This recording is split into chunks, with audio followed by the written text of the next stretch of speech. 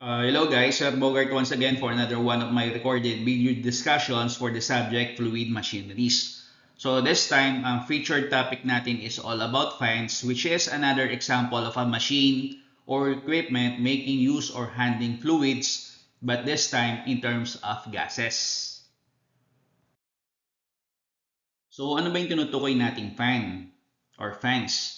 So fans together with blowers and then that of gas compressors are actually machines that are used to handle gases, normally in the form of air. So fans and then that of blowers, so as can be seen by the illustration, ito yung mga fans natin, ito yung blower natin, are able to increase the pressure of any air or gas by increasing the air or gas velocity or speed, mainly by its impeller, which are actually rotating at very high speeds. Now, sa case naman ng gas compressors, it actually increases the pressure of air by a reduction in the air's volume, which could be done via a piston. Ito yung case ng reciprocating compressors, or via an impeller in tandem with the casing, sa case naman ito ng mga centrifugal compressors. And then lastly, by a pair of rotating or meshing elements, which could be in the form of a screw, a vane, a lobe, or as well as others, sa case naman ito ng mga rotary compressors. So why is there a need to increase the air pressure? So similar to pumps kung saan need natin additional pressure to be able to convey liquid from one lower elevation into a much higher elevation, mainly because of gravitational effects. Sa gases or sa air naman, need nating increase yung pressure kasi nga, to move gases, kinakala meron tayong pressure differential. So either higher to lower, as in the case of positive pressures, o from lower to much lower pressure, sa case naman ito tutukoy nating negative pressures or otherwise known as vacuum pressure.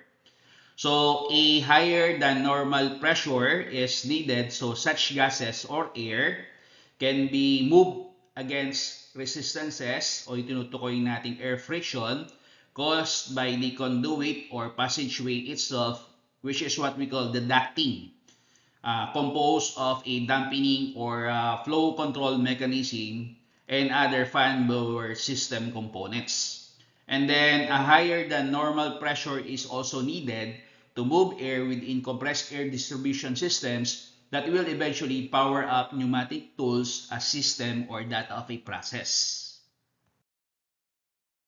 Now, another machine that makes use of the presence of fluids, so pwede siyang liquids and then that of gases, are what we call turbines. So, however, ang turbines does not actually increase the pressure of fluids. Rather, ang ginagawa nito is in-extract natin yung energy possessed by the fluid, so pwede siyang liquids as well as gases. So, if steam is actually the working substance, meron tayong tinatawag na steam turbines, which is by far the most common type of turbine that are actually used in the industry. Or pwede din naman gumagamit tayo ng water turbines from the liquid pressure being possessed by stored water at high elevations, or actually by the current possessed by the flowing body of water. Or pwede din wind turbines from a renewable energy source, the wind, which is common in highly elevated areas or locations near the seashore. And then last one, meron tayong tinatawag na gas turbines, which actually extracts energy by the pressurized combustion gases. Now, three different terms apply if the working substance being pressurized is air or gas, and these are the following. So, number one, you have fans.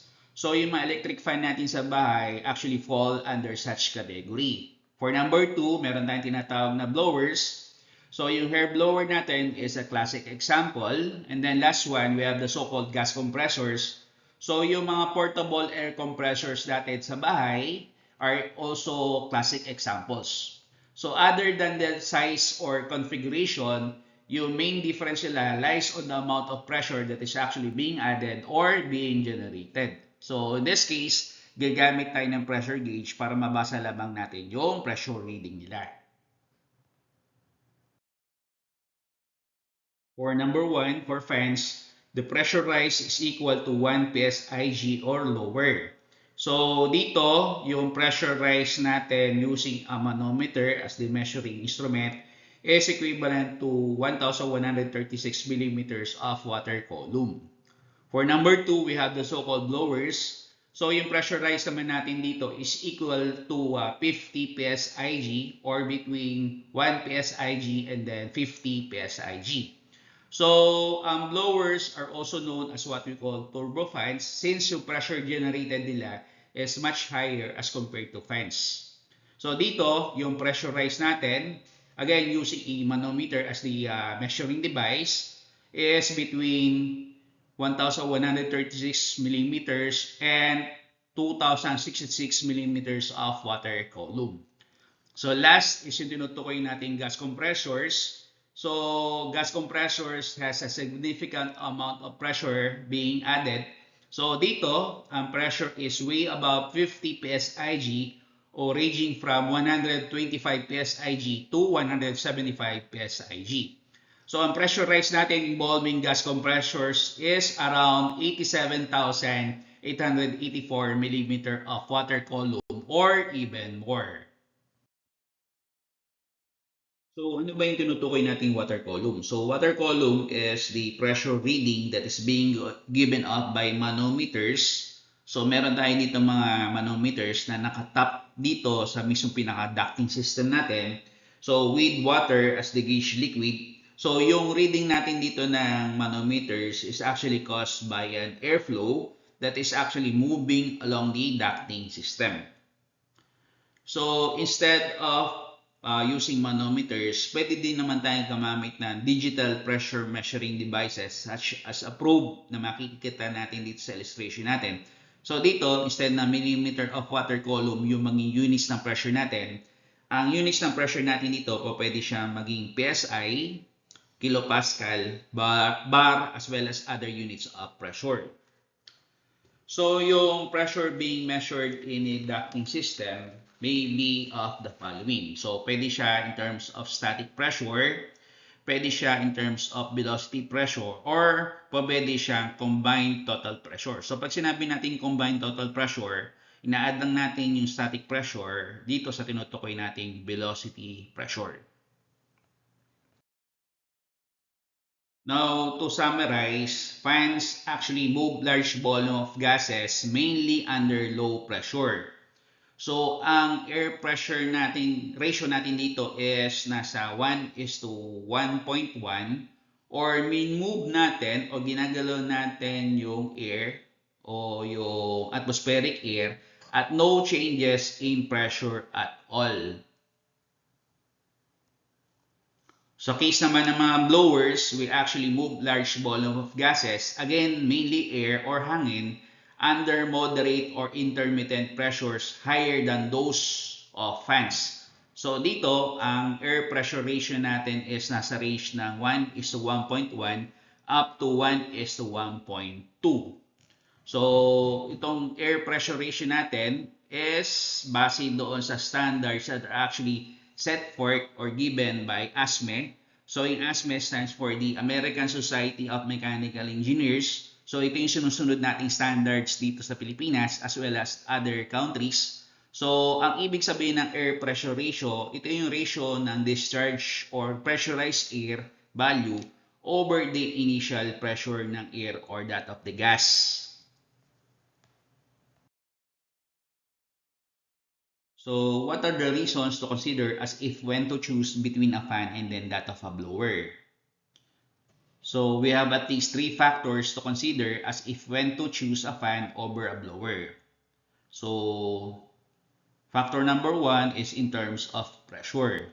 So kung mataas yung pressure requirement natin, ang logical choice natin is that of a blower. Now supposedly, mababa naman yung pressure requirement natin or the same pressure, okay na yung paggamit na fan. So second factor to consider is yung tinutukoy nating power source and then availability. If we need more power, ang logical choice is that of a blower. If less power naman, ang logical choice natin is that of a fan. And then last one, third and last factor to consider is airflow requirements. Now, if air is needed to be directed to a specific location, ang consider natin is a blower. So, if indirect discharge naman is necessary, okay na yung paggamit ng fan. Although, kung titignan nyo, mga naka-asterisk dito, yung fan pwede natin gamitin at i-direct natin sa isang specific location by means of using a conduit or passageway called a ducting. So, after ng fans and then blowers, we have gas compressors, which are machines that also increases the pressure of gases, but of a more significant value according doon sa standards set forth by ASME. So, according to ASME, ang air pressure ratio natin is greater than 1:1.2. So, ang gas compressors natin are available in many types. So, pwede siya maging reciprocating compressor. So, ang making working element natin is that of a piston. So, pwede din siya as a centrifugal compressor. Ang main working element natin dito is the impeller. And then, pwede din siya as available as a rotary compressor. So, sa rotary compressor, kinakailangan natin ng pair of rotating or meshing elements which could be in the form of a screw, that of a lobe, or that of a scroll.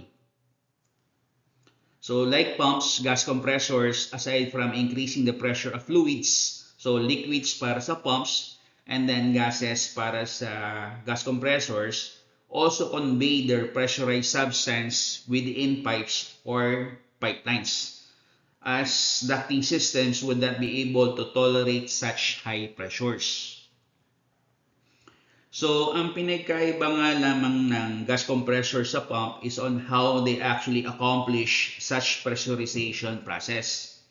Sa gas compressors, nire-reduce natin yung volume or eventually in-increase natin yung density ng gas since gases are considered to be compressible.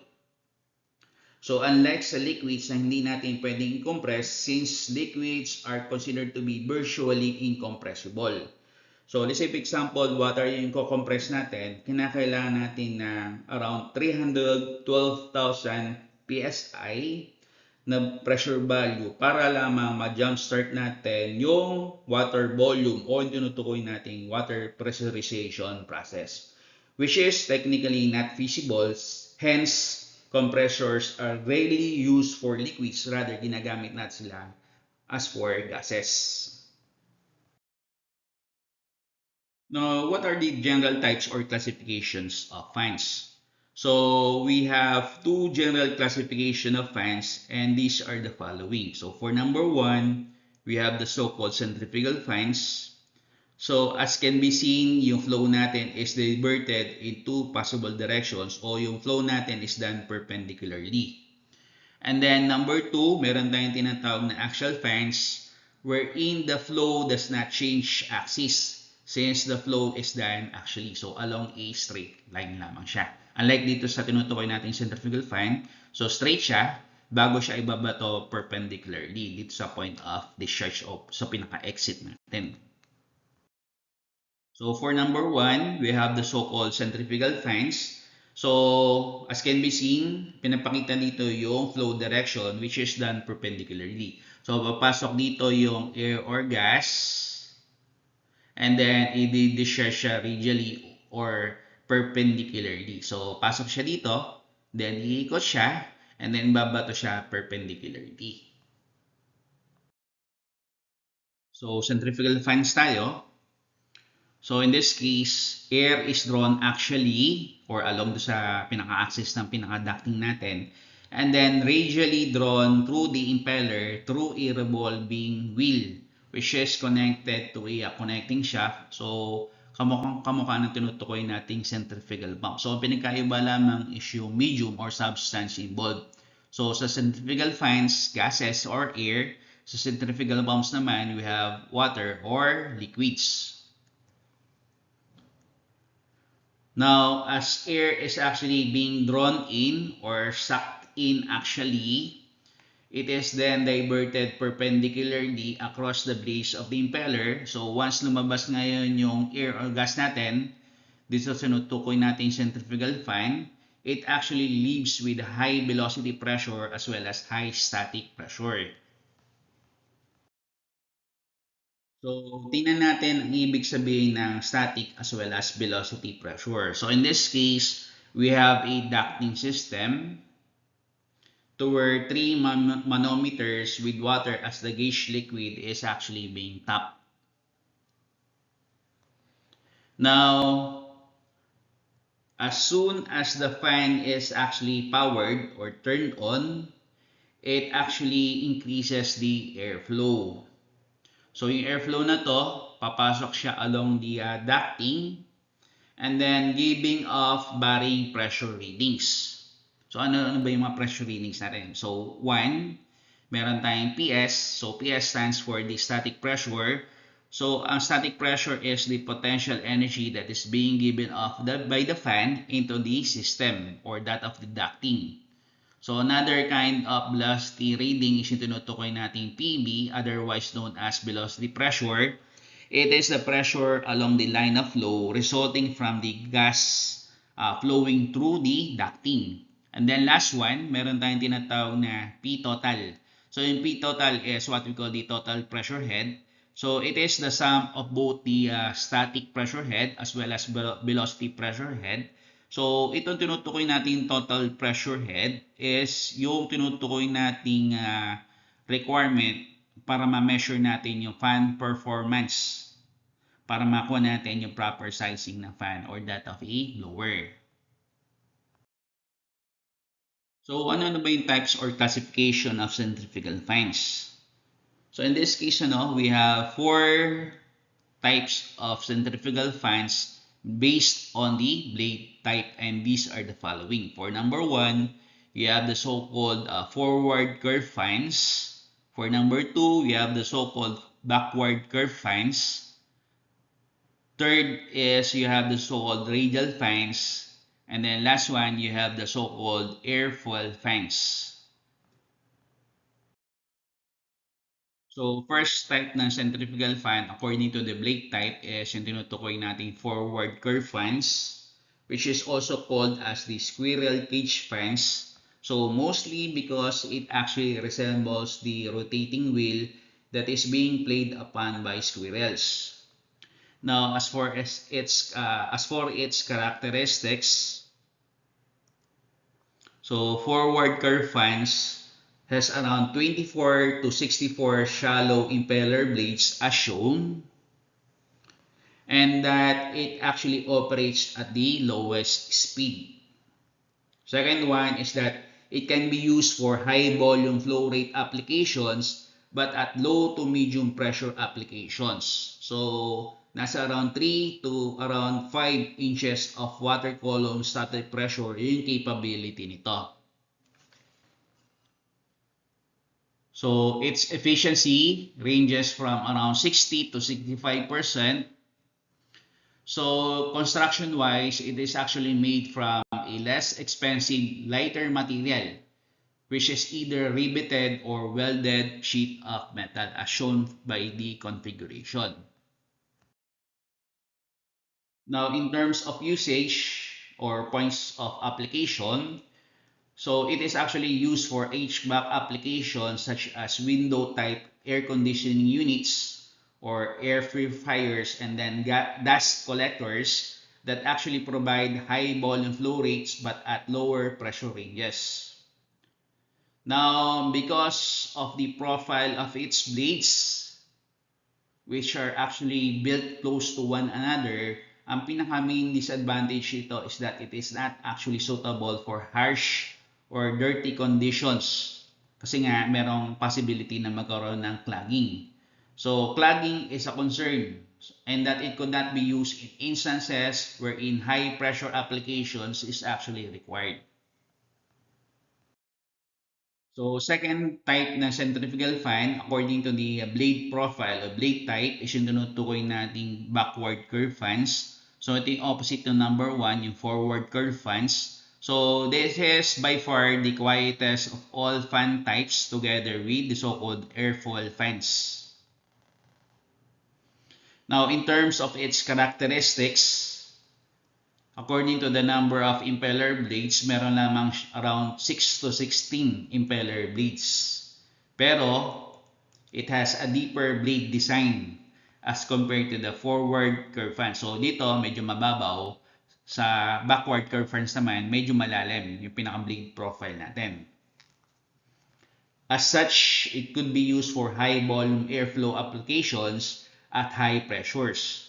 So yung range ng pressure natin dito is nasa around 40 inches of water column static pressure. So efficiency-wise, it has a higher efficiency than compared sa tinutukoy natin forward curve fans. So ranging in from around 79 to 83%. So point of application naman, backward curve fans are actually used in industrial ventilation, air conditioning, and then refrigeration systems or HVAC applications. But a common application is that it is mostly used either as a forced or induced draft fan. So, base sa configuration natin dito, meron tayong tinatawag na forced draft fan. So, sa forced draft fan, ibig sabihin, yung fan natin is located at the point of entry of air. So, thus, ang ibig sabihin to, mabilis yung pasok ng hangin or gas, pero eventually, mabagal naman yung, mabilis dito, ang pasok ng air or gas, pero eventually, babagal naman yung pinaka-exit ng air or that of the gas. So, other than tinutukoy natin forced draft fan, meron tayong tinatawag na induced draft fan. So, in this case, kung yung forced draft fan, ang fan natin is located at the point of entry ng air or that of the gas, ang induced draft fan, baliktad. Located naman siya sa point of exit. So, meaning, sa induced draft fan, mas mabagal yung pasok or entry ng air or that of the gas, pero eventually, dahil nasa point of exit yung fan or blower natin, ibig sabihin, mas mabilis naman yung kanyang point of exit.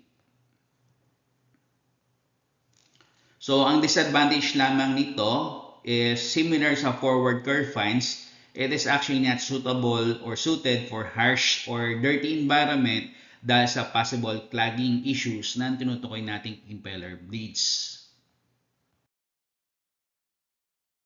So, third type or classification is yung tinutukoy nating radial fans na tinatawag din nating straight or paddle fans, which is because of the profile or appearance of its blades. So, characteristics-wise naman, it has a very simple blade profile. So, walang curve, walang inclination, generally straight o perpendicular yung tinutukoy nating blade niya with respect do sa pinaka-hub niya.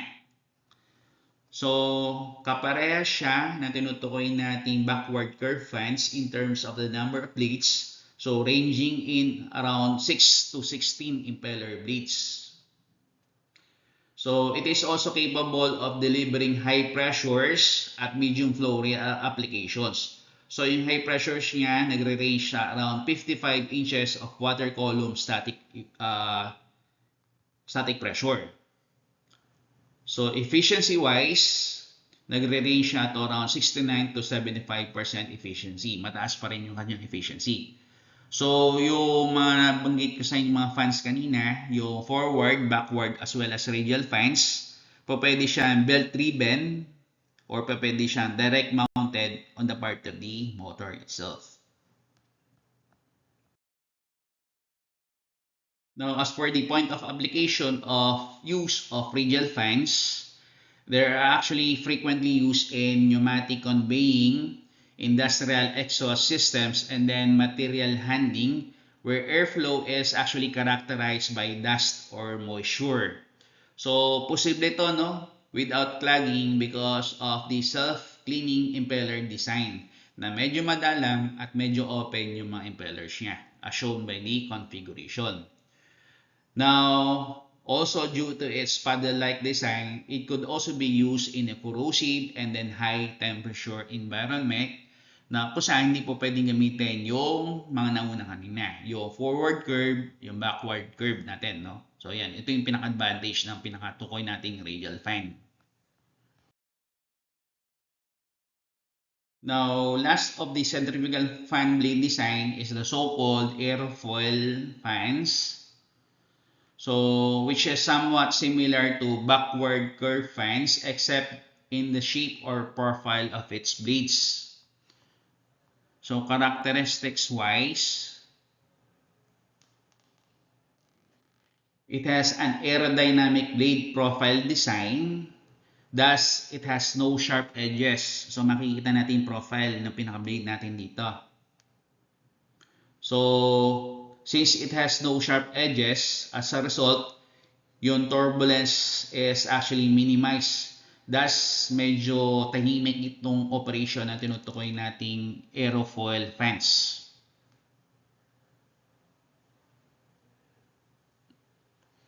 Now, another advantage of its aerodynamic blade design is that it moves air quickly through the housing. So, ibig sabihin, mabilis yung flow rate niya. So, it can also be used in medium to high pressure applications at high flow rates but at low power consumption. So, effectively, making such centrifugal fan type design as the most efficient of all types, having efficiencies of as high as 90%. So, gaya nung ibang mga fans natin, pwede siyang belt-driven or direct motor-driven.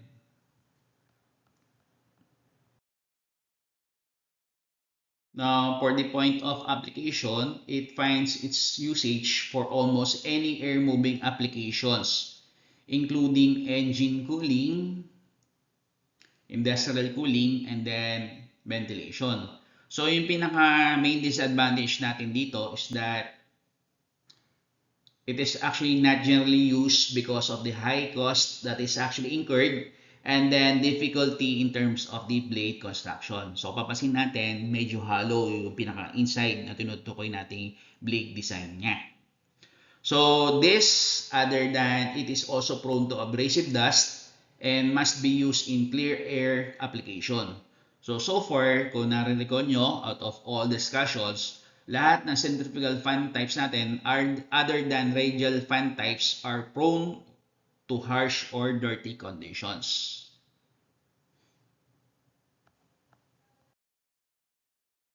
So, next classification ng centrifugal fan is you have the so-called axial fans.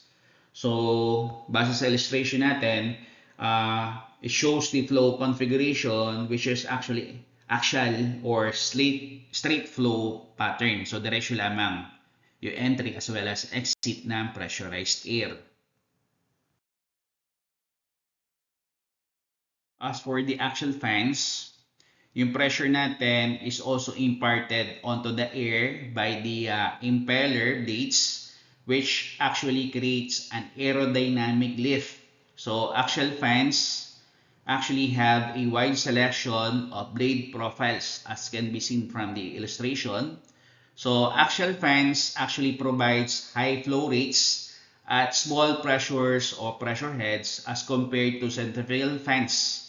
So dito, ang flow pattern natin is actually helical or axial that is parallel with the impeller or along do sa tinutukoy nating ducting or that of the passageway.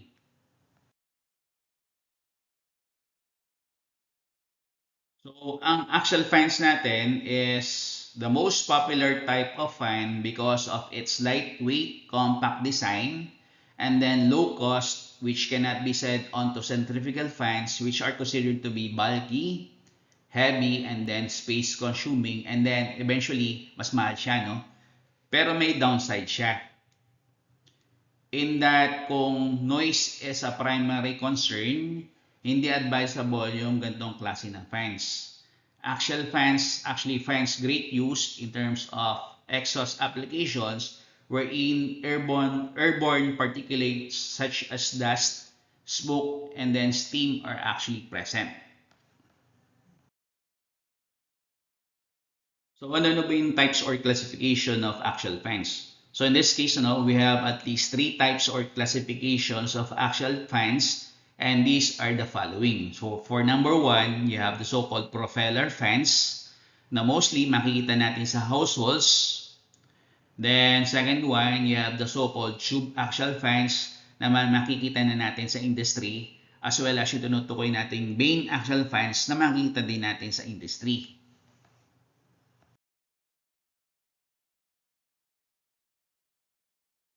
So, propeller fans are the most common kind of fans o axial fans since it can also be found right in our very own homes. So, characteristics wise, it has around 3 to around 6 impeller blades. So, makikita natin sa illustration, nasa around 4 impeller blades to, and are used generally for general ventilation purposes, which requires large volumes of air to flow at low pressure heads. So, makikita natin sila either on the industrial, commercial, or household applications. So, such fans only has around 20 to around 50 water column static pressure. So, a relatively low pressure value.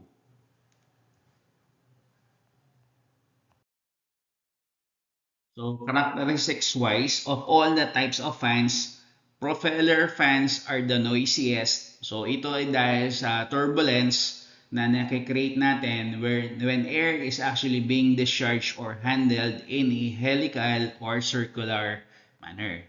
So, pagkagato daw yung flow pattern natin, medyo mataas yung turbulence. So, sabihin, maingay.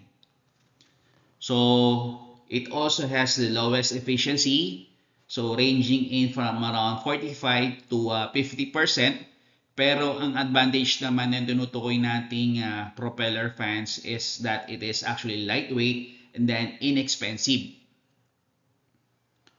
So, propeller fans do not require any ducting or passageway. So, meron lamang itong ring or compact housing or cage as a means of protection para eventually ma-prevent natin yung accidental contact dito sa rotating blades natin. So again, ang pinaka-connection natin dito on the part of the fan and then yung pinaka-motor, pwede siyang belt connected or pwede naman nakatap siya directly doon sa mismo pinaka-motor itself. So yung use naman ito is specifically to exhaust gases which may be in the form of air, smoke, steam, or plumes of water. So gaya nung nasa household, sa CR natin, or gaya nung nasa kitchen natin, or sa industry, meron tayong tinatawag na cooling towers. So yung nakikita nyo dito sa part na to, ito yung tutukoy natin yung propeller fan. Propeller fan dito, another propeller fan, and then another propeller fan. So, ginagamit din natin basically exhaust fan dito sa mga cooling towers as well as air coolers. So, sa case ng cooling towers, ito yung nagbibigay ng cooling effect on the part of water. Tapos, sa case naman ng mga air coolers, nagbibigay naman siya ng cooling effect on the part of the air. So, next natin is yung tinutukoy nating tube axial fan. So, which is basically a propeller fan. Ito yung propeller fan natin. So, ang pinakaiba lang dito is meron siyang tubular casing. Nakapaloob siya sa loob ng tubular casing. So, characteristics-wise, ang tube axial fans is somehow similar sa propeller fan in terms of the blade profile. And then the number of blades ranging from around 4 to 8 blades. Except that it is actually fabricated in a tubular casing. So, ano ba yung purpose ng tinutukoy nating tubular casing? So, yung purpose ng tubular casing natin is to actually enhance yung pressure. So, yung pressure ranges natin dito is around 250 to around 400 mm water column static pressure. So, since napapataas natin yung pressure, dahil sa tubular casing natin, eventually, tumataas din yung kanyang efficiency. So, in a way, para medyo mapataas natin yung tinutukoy nating pressure, yung pinaka-gap natin, dito sa pinaka-loob ng casing, saka yung pinaka-edge ng pinaka-blade tip natin, kinakailangan maliit lamang siya. So, para ma-enhance natin yung pressure. So, another is, kamukha ng ibang fans natin, pwede siyang belt-driven or directly attached to the motor itself. Now, due to the high pressure that is actually being generated, it actually finds its great use in industrial fume exhaust applications such as paint drying booths, machine shop exhaust systems, greening resto exhaust, as well as tunnel ventilation. So, third and last classification na tawag nating axial fans is yung vane axial fans. So, yung vane axial fans is actually a modified version of the tube axial fan. So, ang pinakaiba lamang niya is, technically, yung hub diameter, kung saan na-connecta yung mga blades natin, medyo malaki o mas malapad yung diameter niya. And then, meron siyang tinatawag na fixed or guide vanes after non-rotating impeller. So, characteristics-wise, meron siyang around 5 to around 20 aerofoil type blades. So, ano ba yung purpose na tinutukoy natin fixed guide vanes? So, yung fixed guide vanes natin, nag-a-assess siya para yung helical flow pattern natin taking place sa loob ng vane axial fan, ma-direction natin siya. So, as the guide vanes generally straighten the flow, eventually, nakakaroon tayo ng possible increase in pressure. So, yung pressure natin could reach as high as 500 millimeters of water column static pressure. So, eventually, napapataas din niya significantly yung kanyang efficiency. So, nasa around 78 to 85%. So, second highest to after noong centrifugal fan with aerofoil blade types. Then, since ito yung may pinakamataas na pressure generated, thus making it the second most energy efficient type of fan, vane axial fans should be used whenever possible. So, ang advantage lamang nito sa centrifugal fan with airfoil is that it is actually compact, lightweight, and then less expensive. So, mostly makikita natin ito sa mga induced draft service for boiler exhaust systems. So, ano nga ba yung mga common parts for all fan types or kinds? So, fans of all kinds, be it a centrifugal fan or axial fan, have numerous parts, but that all of them have the same basic fundamental parts. So, like for number 1, meron tayong tinatawag ni impeller. So, this one, along with the casing or housing, is the reason as to why gases have an increase in pressure. So, second one, meron tayong tinatawag na shafting. So, ito yung intermediate part o connecting part between the impeller hub and then that of the motor, and is the reason why impellers are able to actually rotate. So, third one is yung tinutukoy nating casing. So, one that actually houses or encloses the fan's internal part and is partly the reason as to why there is an increase in pressure of air or gases being moved. So, the last one is what we call the prime mover. So, usually in the form of an electric motor, but that it can also be in the form of an internal combustion engine like gasoline or diesel engines. So, ang prime mover natin, ito yung nagbibigay ng mechanical power to the fan to where it is actually being coupled or belt connected. So, what are the points of application of use of fans? So, there are variety of functions or purpose of a fan, and these are the following. So, for number 1, to move or distribute air or gases along a ducting system, mainly for human comfort. For number 2, other than human comfort, it actually serves as the distributor of cooling means. So, in the case of refrigeration and then air conditioning systems, or the distribution of cooling means to lower heat in a heat sink. So, pwede sa loob ng computers o pwede sa loob ng isang sasakyan. So third one is that fans actually help in the drying out process by evenly distributing hot air onto materials or substances that needs to be dried out.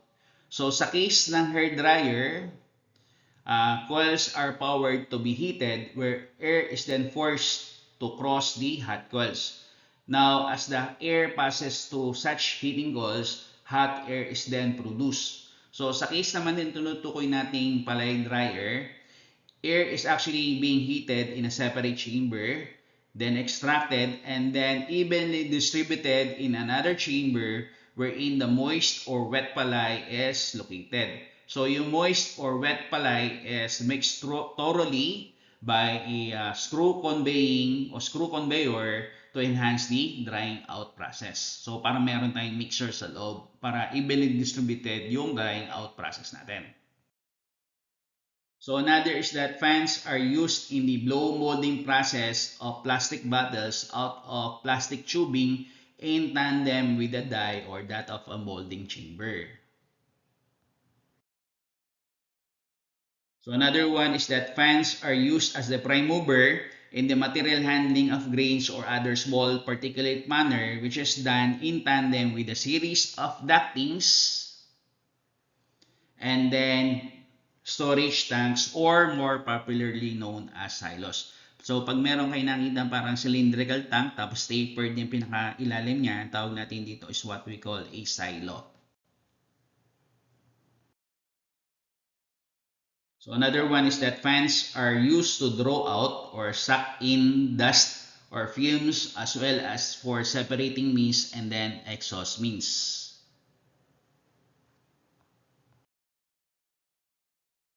So fans actually have great extensive use in the mining industry for tunnel ventilation or fumes exhaust so that workers can actually work effectively and then safely within such confined space. So fans are used to facilitate entry or exit of air within heat exchanger systems like that of a boiler. So again, a first draft suggests that a fan is actually located at the point of entry of air, which is characterized by fast air entry velocities but slow air exit velocities. Whereas an induced draft fan suggests that it is actually located at the point of exit, characterized by slow air entry velocities but fast air exit velocities. The last one is that fans are actually used to facilitate atmospheric air, which will serve as the cooling medium in the production of cooling water, as in the case of mechanical draft type of cooling towers. So such cooling towers is actually important or integral to any kind of power plant for the heat rejection process taking place in condenser units. So again, such mechanical draft type of cooling towers are available either as forced or induced draft. So nagkakaiba lamang sa positioning ng fan either at the point of entry, which is what we call the forced mechanical draft type of cooling towers, or yung isa naman is mounted at the point of exit, which is what we call the induced mechanical draft type of cooling towers. So what are the factors to consider on the kind or type of fan to be used? So marami tayong factors to consider on the kind of fan to be used and these are the following. So number one requirement is gaano ba kalaki or karami yung volume of gas or air to be moved. Then second one is mataas ba yung resistance o yung tinatawag natin air friction taking place within a fan or blower system. And then third one is meron bang noise requirement, yung pinaka-point of application. Kinakailangan ba is medyo tahimik o okay lang na maingay yung pinaka-fan. Then third one is okay lang ba na ito is i-mount sa isang space kung saan meron tayong tinatawag na restrictions. Then fifth and then last one is, ito yung pinaka-importante, kung meron tayong limitations sa budget. So in this case, eventually, ito yung magde-decide kung ang gagamitin natin is isang centrifugal fan or that of an axial fan. Now, are there possible modifications that can be done to actually modify or alter the fan characteristics? So, yung sagot natin dito is yes. So, there are at least two possible ways or means to modify or alter a fan's characteristic. So, two or more fans can be arranged in series. So, eventually, ang tendency nito is ma-increase natin yung total delivered pressure. Or two or more fans can be arranged in parallel so as to increase the total capacity, or more popularly known as the volume flow rate. So ito yung mga possible modifications, either isi-series natin or ipa-parallel connection natin yung mga fans natin with respect to one another. Now, lastly, what are the factors that could likely affect the fan performance in a positive or negative way? Now, selecting a fan for a given task is actually dependent upon a lot of factors. So too are some factors that could ultimately decrease the efficiency of a chosen fan if the fan has the highest rated efficiency of all. So first one is yung tinutukoy nating proper installation of the fan itself. So such fan should be mounted properly in a machine foundation with the right kind of fan support. So in such a case, wala na tayong magiging worry if such fan system will actually collapse.